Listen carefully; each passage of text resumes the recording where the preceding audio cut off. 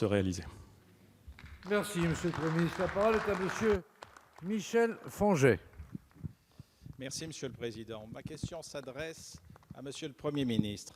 Monsieur le Premier ministre, je tiens en préalable, bien sûr, à cette question, rendre hommage appuyé et sincère à toutes ces femmes et tous ces hommes qui se sont mobilisés et qui sont toujours au front, jour et nuit, pour nous soigner, nous protéger et pour éviter que la France ne sombre.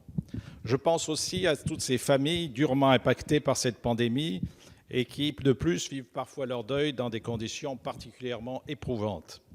En ma qualité de médecin cardiologue, j'apporte bien sûr mon soutien à toutes les mesures gouvernementales mises en place pour lutter contre cette pandémie et réduire de façon drastique la propagation du virus, conjuguée à la discipline de nos concitoyens qui ont accepté ce difficile confinement. À l'instar des 34 maladies à déclaration obligatoire, les professionnels de santé ont désormais l'obligation de transmettre contre rémunération l'identité des patients atteints du Covid-19, de leurs proches, de tous leurs contacts, pour les confier à une brigade sanitaire. Je comprends bien sûr la finalité d'un tel dispositif pour nous protéger et prévenir une deuxième vague qui imposerait un nouveau confinement, mais j'attire votre attention sur le respect impérieux du secret médical dont la transgression relève de l'éthique médicale la plus élémentaire.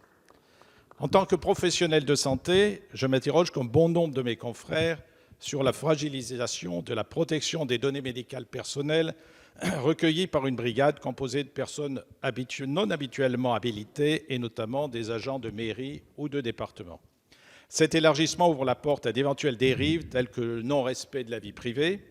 Aux USA, ces dernières années, plus de 170 millions de dossiers médicaux ont été piratés et susceptibles d'être exploités par des sociétés d'assurance, des banques, voire des employeurs, avec toutes les conséquences néfastes que l'on peut imaginer.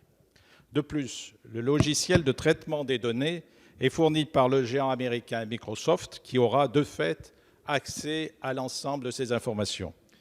Dans ces conditions, Monsieur le Premier ministre, pouvez-vous nous rassurer quant au possible détournement... La parole est à Monsieur Olivier Véran, ministre des Solidarités et de la Santé.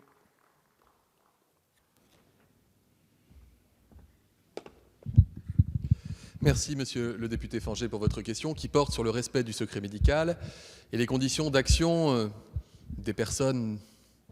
On parle de brigade, mais avant tout, ce sont des femmes et des hommes qui travaillent au sein de l'assurance maladie, qui travaillent au sein des agences régionales de santé ou qui sont tout simplement médecins de terrain, médecins de famille et qui vont participer à cette formidable campagne indispensable pour lutter contre l'épidémie.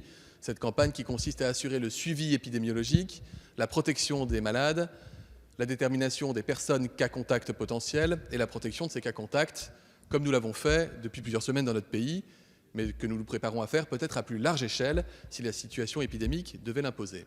Le tout avec l'aide d'outils numériques, à l'instar de l'ensemble des pays que nous avons pour coutume de citer en modèle dans cet hémicycle dans la gestion de crise, et dans un strict respect de la loi, puisque la loi a été examinée abondamment au Sénat et à l'Assemblée nationale, et le Conseil constitutionnel l'a validée. Soyez rassuré, monsieur le député, sur le fait que, tout d'abord, lorsque nous allons rémunérer une consultation médicale, c'est une consultation médicale longue, complexe, qui contiendra d'abord le diagnostic clinique, la prescription du test à l'ensemble des cas contacts, la détermination de facteurs de risque, de comorbidité, de fragilité, la prescription de l'isolement ou de la quatorzaine lorsque c'est nécessaire, l'explication de tout ce qui va avec, désinfection des surfaces en commun, etc., etc. Et ensuite, il y a cette question qui consiste à pousser plus loin la discussion pour essayer de déterminer avec la personne désormais malade quelles sont les personnes qu'elle a pu contaminer malgré elle les 48 heures précédant l'apparition des premiers symptômes. Tout cela nécessite aussi du temps, du travail, et nous devons le faire. Pour vous rassurer sur le secret médical, toutes les garanties ont été apportées dans la loi, et j'en veux pour preuve le communiqué du Conseil national de l'Ordre des médecins, qui, après avoir posé un certain nombre de questions, s'est félicité hier d'avoir obtenu des réponses à l'ensemble de ces questions. À l'instar de ce qui existe pour les fichiers des affections longue durée ou pour des arrêts de travail, l'assurance maladie sait être le garant numérique et humain du secret médical. Merci, Monsieur le ministre.